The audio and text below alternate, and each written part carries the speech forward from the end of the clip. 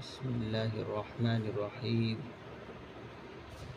الحمد لله وكفى وسلام على عباده الذين اصطفى، أما بعد،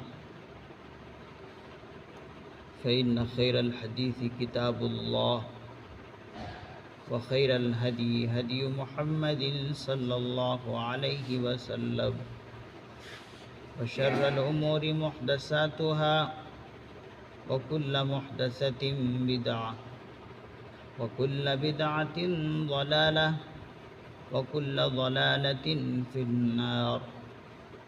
وقد قال الله تبارك وتعالى في القرآن المجيد والفرقان الحميد: فأعوذ بالله من الشيطان الرجيم، بسم الله الرحمن الرحيم.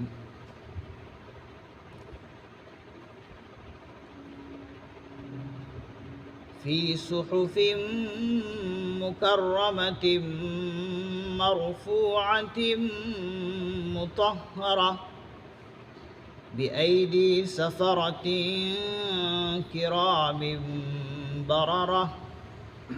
قتل الإنسان ما أكفره، من أي شيء خلقه، من نطفة خلقه فقدره، ثم السبيل يسره، ثم أماته فأقبره، ثم إذا شاء أنشره. كلا لما يقض ما أمره.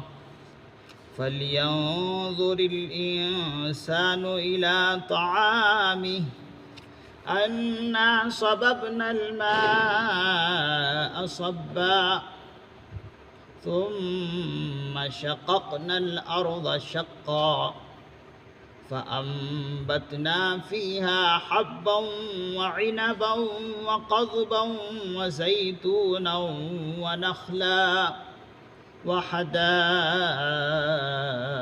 غلبا، وفاكهة وأبا، متاعا لكم ولأنعامكم. فإذا جاءت الصاخة يوم يفر المرء من أخيه وأمه وأبيه وصاحبته وبنيه. صدق الله العظيم.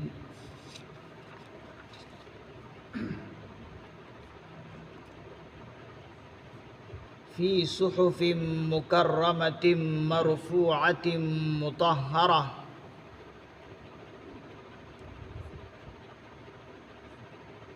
وہ قرآن کریم ایسے صحیفوں میں درج ہے، مکرمہ جو مکرم ہے، جو اللہ کے نزدیک، جو عند اللہ مکرم ہے، معزز ہے. مرفوعۃ مطہرہ، اونچے رتبے والے ہیں. مطہرہ پاکیزہ ہے. بِأَيْدِي سفرہ، ایسے لکھنے والوں کے ہاتھوں میں ہے. کرام بررہ، جو مکرم ہے، جو خود عزت والے ہیں. کرام خود عزت والے ہیں، بررہ نیک ہیں. اللہ رب العزت ان آیات کریمہ کے اندر ارشاد فرماتے ہیں، یہ جو قرآن ہے، جس قرآن کریم کی تفسیر ہو رہی ہے، اور جو قرآن اللہ کی طرف سے اتارا ہوا ہے، یہ قرآن کوئی معمولی کتاب نہیں ہے، بلکہ یہ قرآن کریم ایسے صحیفوں میں درجہ ہے جو اللہ کے یہاں مکرم ہے۔ فرماتے ہیں اس سے مراد لوح محفوظ ہے۔ لوح محفوظ میں یہ قرآن کریم درج ہے، اور اس قرآن کریم کے ساتھ ساتھ بہت سارے آسمانی صحیفے بھی درج ہیں۔ اسی لیے اللہ رب العزت نے صحف کا لفظ لے کر آئے، جو کہ جمع کا صیغہ ہے۔ صحیفہ ایک کو کہتے ہیں اور صحف بہت سارے صحیفوں کو کہتے ہیں۔ تو یہ قرآن کریم لوح محفوظ میں محفوظ ہے، درج ہے، مکرمہ جو اللہ کے یہاں مکرم ہے، یعنی لوح محفوظ اللہ کے یہاں مکرم اور معزز ہے، اس میں یہ قرآن کریم درج ہے، محفوظ ہے۔ معلوم یہ ہوا اب اسے کوئی چھو نہیں سکتا، نہ تو انسان چھو سکتا ہے نہ جنات چھو سکتے ہیں، بس اللہ نے اس کو لوح محفوظ میں بالکل صحیح لوح محفوظ میں درج کر رکھے ہیں۔ مرفوعۃ مطہرہ، اب اسی کی صفتیں بتا رہے ہیں کہ وہ بڑے رتبے والے ہیں، بہت اونچے رتبے والے ہیں۔ وہ لوح محفوظ بہت رتبے والے ہیں، بلند و بالا ہے۔ تو لوح محفوظ جس میں اللہ نے قرآن کریم کو درج کر رکھے ہیں، وہ اونچے رتبے والے ہیں، مرتبے والے ہیں۔ مطہرہ پاکیزہ ہیں، پاک ہیں، تمام چیزوں سے وہ پاک ہیں، اس لیے کہ اللہ نے اسے بنائے ہیں اور اس کے اندر یہ قرآن کریم محفوظ ہے۔ بِأَيْدِي سَفَرَةٍ، اور پھر فرماتے ہیں کہ ایسے لکھنے والوں کے ہاتھوں میں ہے یہ قرآن کریم جو کہ کرام مکرم ہے اور نیک ہے، یعنی جن فرشتوں کے ذریعے سے لوح محفوظ میں اس قرآن کریم کو لکھا گیا ہے، وہ خود فرشتے مکرم ہیں، خود عزت والے ہیں، نیک ہیں۔ ان سے زیادہ اور نیک کون ہو سکتے ہیں، جو کہ ہمیشہ اللہ کی عبادت میں مشغول ہیں، ہر وقت تحمید و تسبیح میں لگے ہوئے ہیں، تو ان کے مکرم اور نیک ہونے کا ہم اندازہ ہی کیا کر سکتے ہیں۔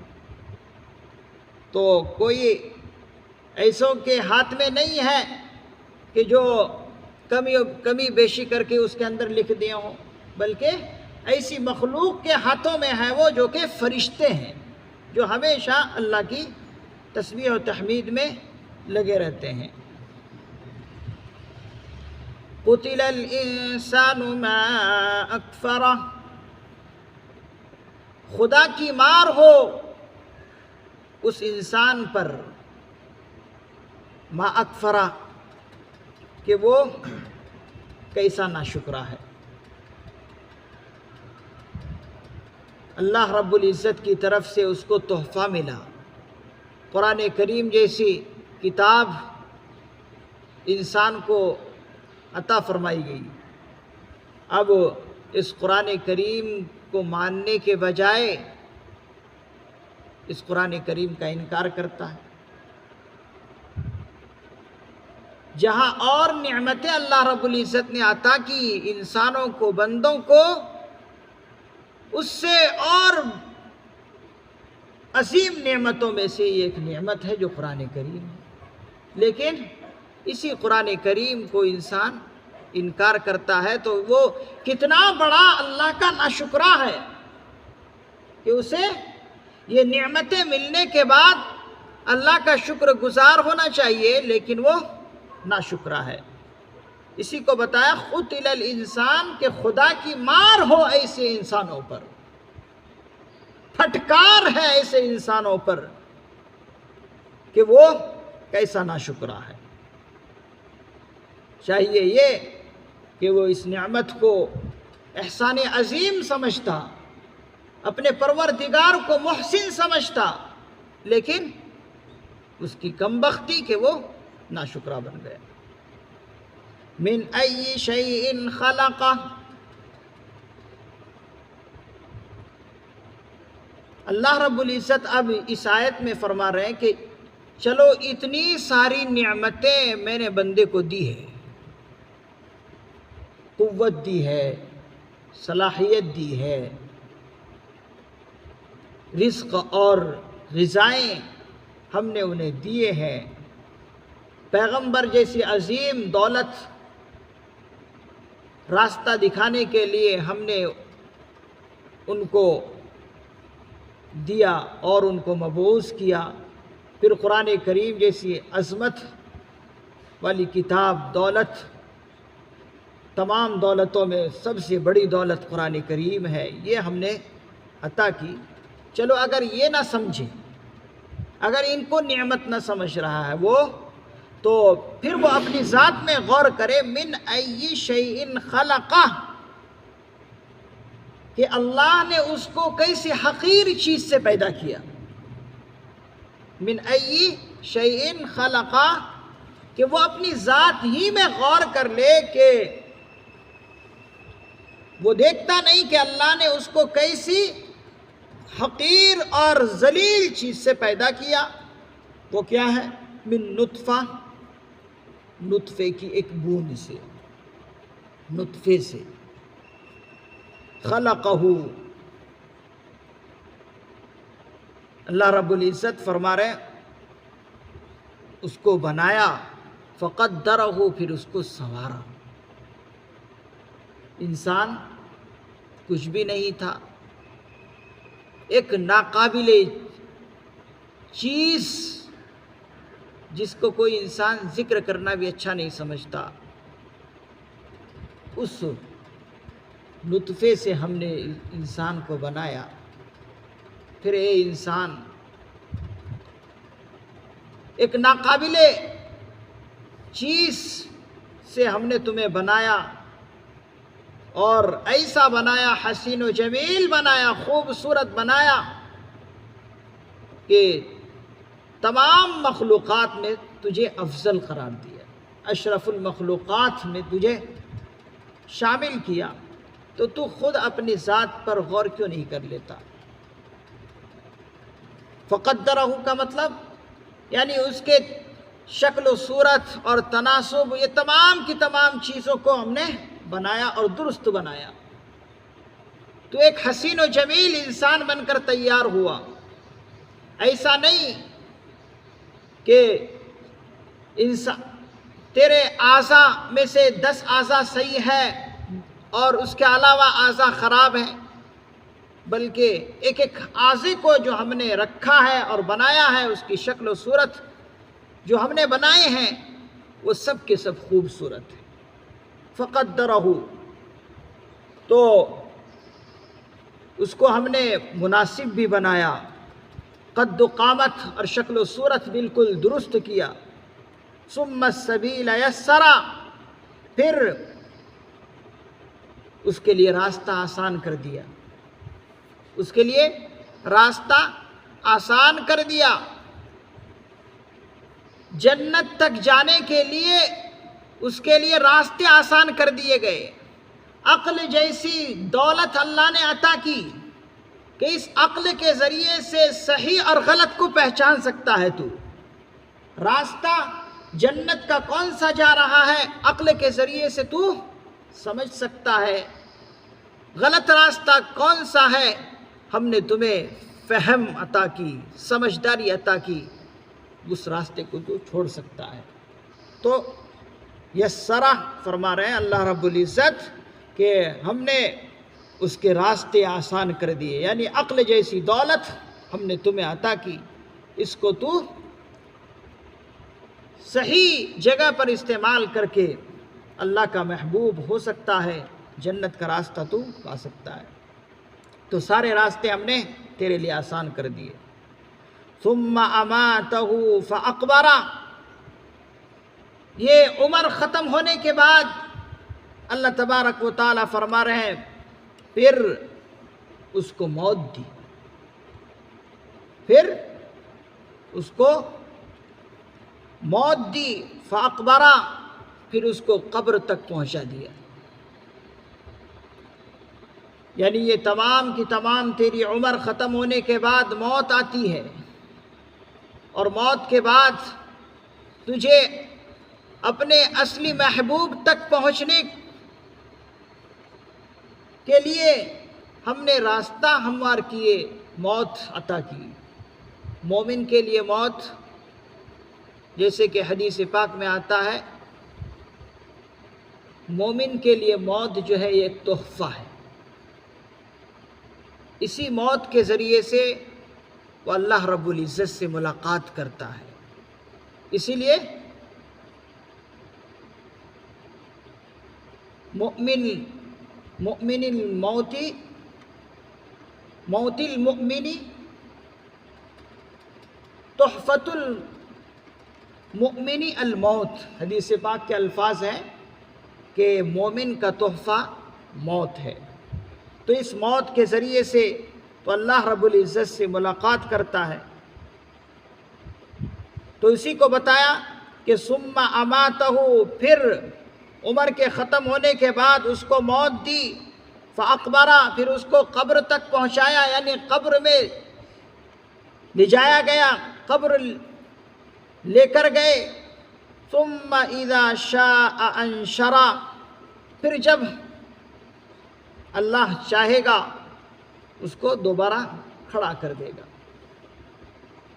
یہاں پر بتایا کہ موت طاری ہونے کا مطلب یہ نہیں ہے کہ موت آ جانے کے بعد اس کو صرف زمین میں دفن کر دینے سے ہی اللہ رب العزت اس کو دوبارہ کھڑا کریں گے، کہ زمین ہی ایک محدود جگہ ہے موت کے بعد، بلکہ انسان اگر کہیں پر ڈوب کر مر گیا، جل کر مر گیا، کہیں حادثے میں وہ کچھ ہو گیا، اللہ رب العزت فرماتے ہیں کہ جہاں جہاں بھی اس کے ذرات ہیں، ہم ان تمام کے تمام ذرات کو اکٹھا کر کے دوبارہ ہم کھڑا کریں گے، اور ہم اس پر قادر ہیں۔ صرف یہ نہ سمجھے کہ کسی انسان کو زمین کے اندر دفنایا گیا تو صرف اسی کو اللہ رب العزت اٹھانے پر قادر ہیں، نہیں، بلکہ کہیں پر بھی اس کی موت آتی ہے، جل کر اس کی موت ہوتی ہے، ڈوب کر موت ہوتی ہے، یا کسی اور حادثے سے موت ہوتی ہے، ہم اس کو دوبارہ جب چاہیں گے اٹھائیں گے۔ کلا لما یقض ما امرہ، اب اللہ رب العزت فرما رہے ہیں یہ تمام کی تمام چیزیں ایک طرح کی نعمتیں ہیں، تو فرما رہے کلا، ہرگز اس نے شکر ادا نہیں کیا۔ لما یقضی ما امرہ، جس چیز کا اسے حکم دیا گیا تھا اس کو انجام نہیں دیا، اس انسان نے اللہ کا شکر ادا نہیں کیا جس کا اسے حکم دیا گیا تھا، اس نے ان حکموں کو بجا نہیں لایا، تو گویا کہ اس نے اللہ کا شکر ادا نہیں کیا۔ یہ تمام کی تمام نعمتیں ہیں۔ پھر اس کے بعد اللہ رب العزت انسان کو غور و فکر کرنے کے لیے غذا کی طرف نظر دوڑاتے ہیں۔ اللہ تعالیٰ فرما رہے فَلْيَنظُرِ الْإِنسَانُ إِلَىٰ طَعَامِهِ، کہ انسان اگر اوپر کی چیزوں کی طرف تیرا دھیان نہیں ہے تو کم از کم تو غذا کی طرف، اپنے کھانے کی طرف غور کر لے۔ فَلْيَنظُرِ الْإِنسَانُ، بس چاہیے کہ انسان اپنے غذا کی طرف ہی غور کر لے، دیکھ لے کہ اللہ تعالیٰ نے اسے کیا کیا کھانے کی نعمتیں عطا کی ہیں۔ اب وہ نعمتیں اللہ تعالیٰ ذکر کر رہے ہیں جو کہ ظاہری نعمتیں ہیں۔ یہ سب نعمتیں ان کو سمجھ میں نہیں آ رہی تھی۔ انسان کو انسان بنایا، اللہ چاہتے تو اس انسان کو کچھ بھی بنا سکتے تھے۔ بنانے کے بعد ان کی شکلیں صورتیں بدل کر کچھ اور بھی مخلوقات میں ان کو شامل کر سکتے تھے، لیکن ان پر کچھ اگر انسان کا دھیان نہیں گیا تو اللہ تعالیٰ فرما رہے اے انسان تو اپنی غذا کی طرف ذرا غور کر، فَلْيَنظُرِ الْإِنسان، بس چاہیے کہ انسان تو اپنی غذا کی طرف، کھانے کی طرف غور کرے۔ اَنَّا صَبَبْنَا الْمَاءَ صَبًّا، کہ ہم نے آسمان سے خوب بارش برسائی، خوب پانی برسایا۔ اَنَّا صَبَبْنَا الْمَاءَ صَبًّا، کہ ہم نے آسمان سے خوب پانی برسایا۔ ثُمَّ شَقَقْنَا الْأَرْضَ شَقًّا، پھر عجیب طور پر ہم نے زمین کو پھاڑا۔ فَأَنبَتْنَا فِيهَا حَبًّا، پھر ہم نے اس میں غلے اگائے۔ وَعِنَبًا وَقَضْبًا، اور انگور اور ترکاریاں۔ وَزَيْتُونًا وَنَخْلًا، اور زیتون اور کھجور۔ وَحَدَائِقَ غُلْبًا، اور گھنے گھنے باغات۔ وَحَدَائِقَ غُلْبًا، اور گھنے گھنے باغات ہم نے اس پانی سے اگائے۔ آسمان کا پانی ایسا نہیں ہے کہ ایسی زمین میں چلا گیا وہ پانی تو ایسے ہی برباد ہو گیا، بلکہ نہیں، اسی سے انسان سینچائی کرتا ہے اپنے کھیت کھلیان کی، اسی کو پیتا بھی ہے، اور موسلا دھار بارش برسا کر اللہ رب العزت میٹھا پانی آسمان سے اتارتا ہے۔ اسی پانی کو انسان بھی استعمال کرتا ہے، جانور بھی استعمال کرتا ہے، ہر طرح کے چرند پرند اس پانی کو استعمال کرتا ہے۔ یہ تمام کی تمام نعمتیں اللہ تعالیٰ بتا رہے ہیں جو کہ ظاہری نعمتیں۔ ان تمام نعمتوں کی طرف تو کم از کم غور کر لینا چاہیے انسان کو۔ پھر فرمایا ثم شققنا الارض شقا، انسان اس پر ہی ذرا غور کر لے کہ ہم اس زمین کو کس طرح پھاڑتے ہیں۔ ایک چھوٹا سا پودا جب زمین سے نکلتا ہے اس کی کمپل کتنی نرم ہوتے ہیں، کتنے نرم اور نازک وہ کمپل ہیں۔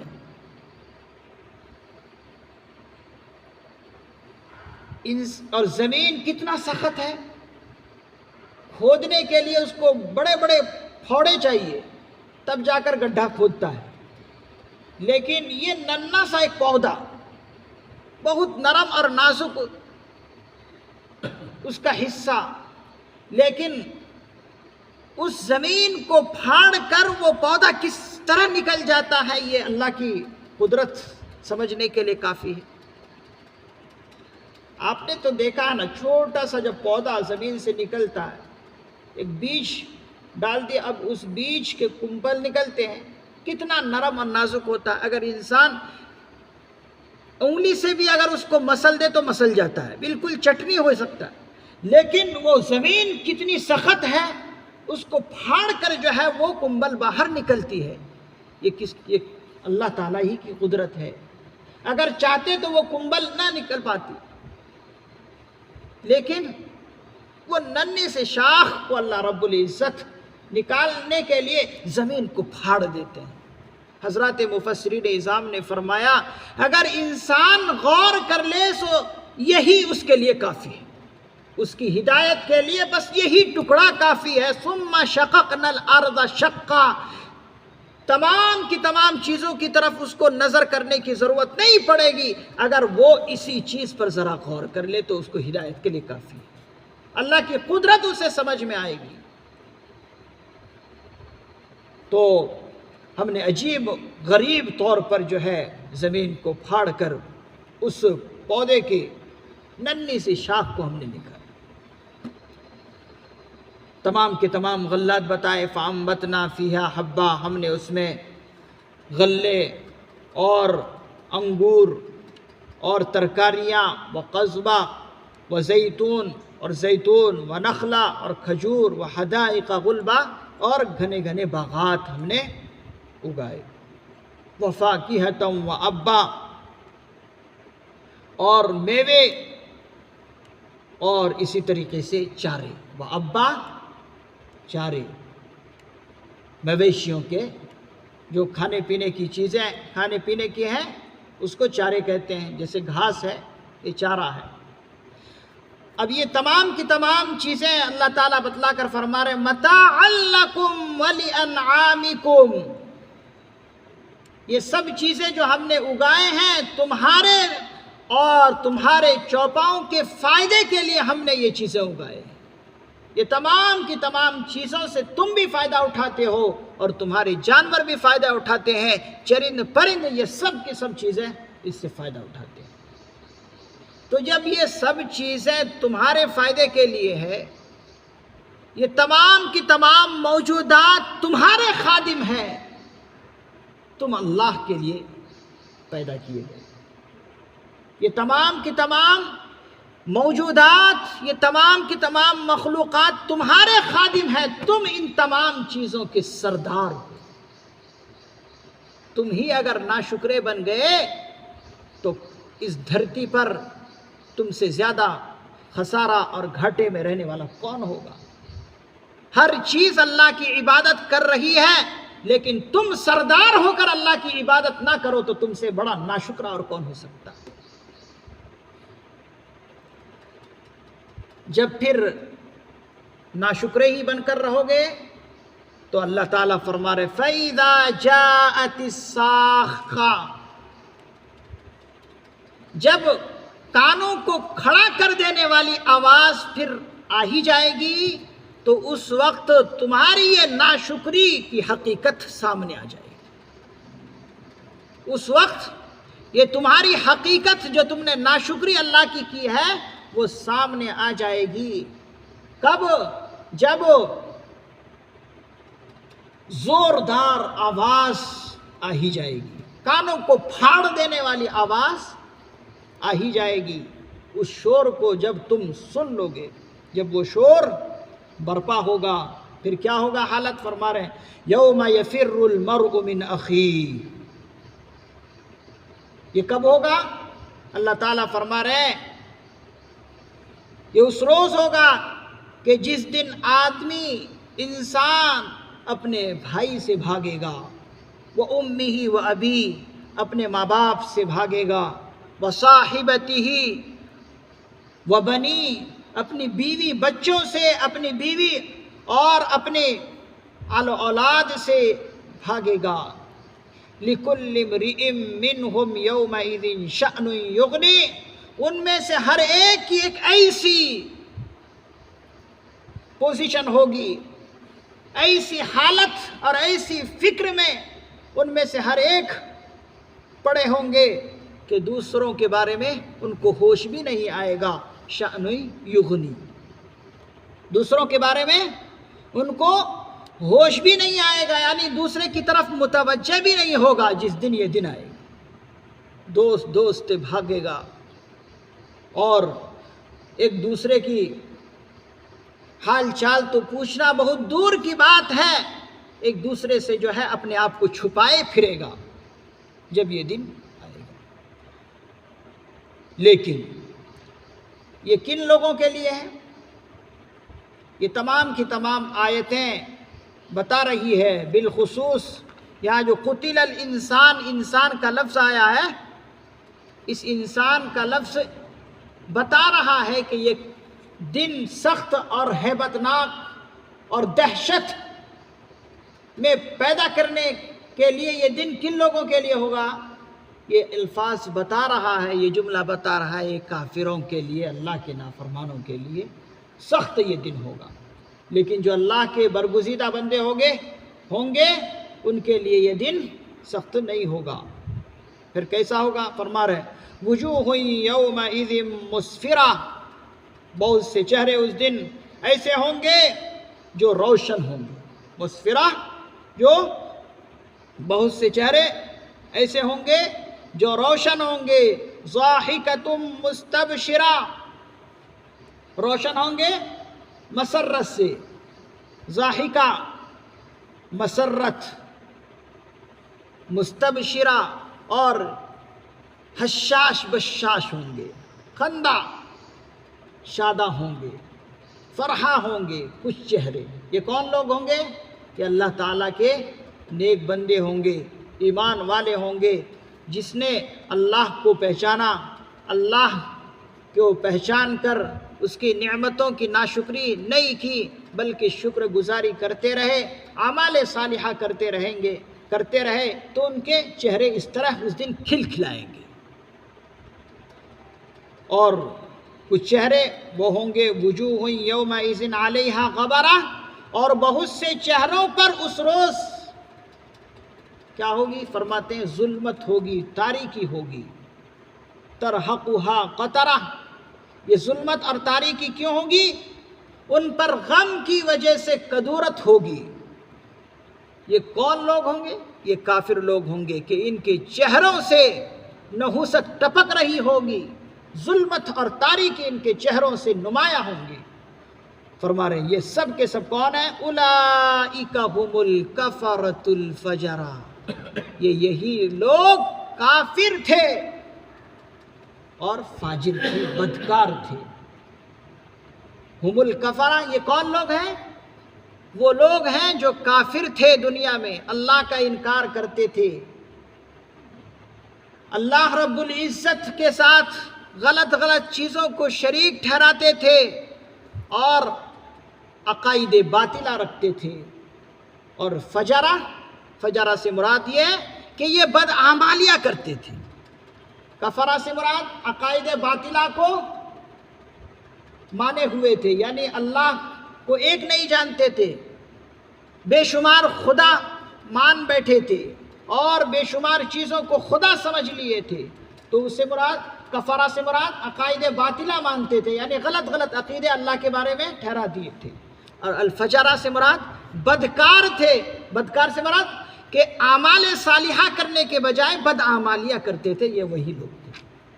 اللہ کے فضل سے سورہ عبسہ کی تفسیر اور ترجمے مکمل ہوئے۔